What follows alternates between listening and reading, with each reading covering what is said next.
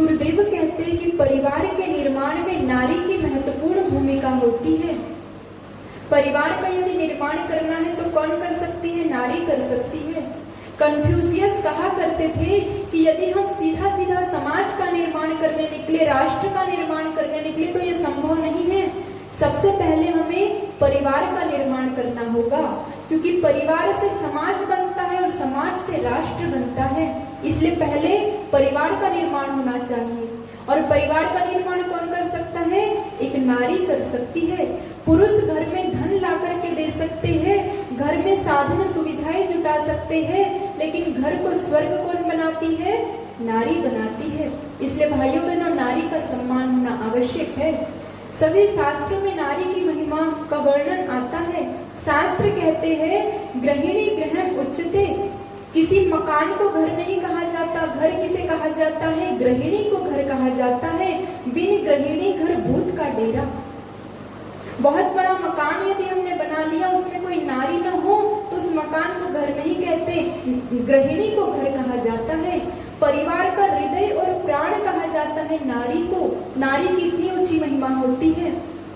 और शास्त्र कहते हैं पुरुषाणाम सहस्त्रम च सती नारी समुद्रे। 1000 पुरुषों को एक और खड़ा कर दिया जाए और एक और केवल एक सती नारी को खड़ा किया जाए तो नारी का पलड़ा भारी होता है। इतनी अधिक महिमा होती है नारी की। नारी को महिला कहा जाता है। मही अर्थात धरती, जो धरती को हिला दे वो कौन? महिला। भाइयों बहनों, पुराने समय में, प्राचीन समय में यदि हम देखें तो इस धरती का जो मनुष्य था वो शक्ति संपन्न था। हर क्षेत्र में शक्ति संपन्न था, चाहे वो धन का क्षेत्र हो, चाहे ज्ञान का क्षेत्र हो, चाहे बल का क्षेत्र हो, ताकत का क्षेत्र हो, हर क्षेत्र में इस धरती का मनुष्य शक्ति संपन्न था। तो अपनी शक्तियों के बल पर देवताओं दानवों को भी पराजित कर देता था। कई बार देवताओं को पराजित कर देता था इस धरती का मनुष्य। हम सभी ने पुराणों में सुना है कि किस प्रकार सुधनवा, जो एक साधारण सा सदगृहस्थ था, वो सुधनवा अर्जुन जिसके साथ भगवान कृष्ण खड़े थे, उस अर्जुन को पराजित कर देता है, क्योंकि धरती का मनुष्य प्राचीन समय में शक्ति संपन्न था। तो सभी देवता और असुर भगवान ब्रह्मा जी के पास पहुंचे और ब्रह्मा जी से कहते हैं कि आपने इस धरती के मनुष्य को इतनी अधिक साधन सुविधाएं क्यों दी है, इतनी शक्तियां क्यों दी है कि हमें पराजित कर देता है। सारा धरती का वैभव आपने मनुष्य के नाम कर दिया, ऐसा क्यों? तो ब्रह्मा जी क्या कहते हैं? भाइयों बहनों, ब्रह्मा जी कहते हैं मनुष्य महान है क्योंकि उसके साथ शक्ति खड़ी है, नारी खड़ी है। जब तक इस धरती के मनुष्य को नारी की शक्ति मिलती रहेगी, उसे कोई पराजित नहीं कर सकता। वो अजेय था, अजेय है और अजेय ही रहेगा।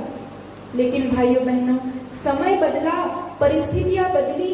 इस धरती के मनुष्य ने अहंकार में आकर नारी का अपमान करना शुरू किया, नारी को तिरस्कृत करना शुरू किया और वही मनुष्य शक्तिहीन हो गया। जब इस धरती का मनुष्य नारी का सम्मान करता था तो शक्ति संपन्न था, लेकिन जब धरती के मनुष्य ने नारी को अपमानित करना शुरू किया तो सारी शक्तियां समाप्त हो गई, शक्तिहीन हो गया। गुरु अरस्तु लिखते हैं कि नारी की उन्नति और अवनति पर ही राष्ट्र की उन्नति और अवनति निर्भर करती है। जिस राष्ट्र में नारी की उन्नति होगी तो उस राष्ट्र की भी उन्नति होती है, और जहां नारी की अवनति होगी तो राष्ट्र की भी अवनति होती है।